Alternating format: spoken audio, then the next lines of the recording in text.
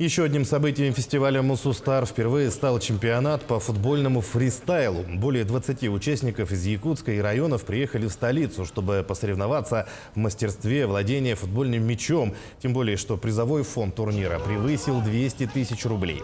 Спортсмены соревновались в двух категориях: новички, то есть те, кто занимается фристайлом год, и профессионалы, кто увлекается этим видом больше 3 лет. И новички, и профи выкладывались на 100%, показывая удивительные финты и трюки с мячом.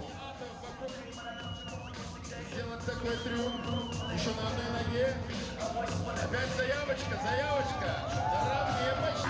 Андрей завершает. Сам занимаюсь фристайлом. В школе занимался в 10 классе. Потом узнал, что в Мусустаре есть такое направление по футбольному фристайлу. Я обрадовался и принял. Неделю тренировался, вспоминал.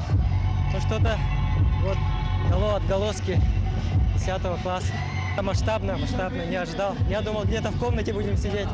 Оказывается, на стадионе Довсун. И открытие, закрытие очень понравилось. Сам фестиваль Мусустар очень хороший.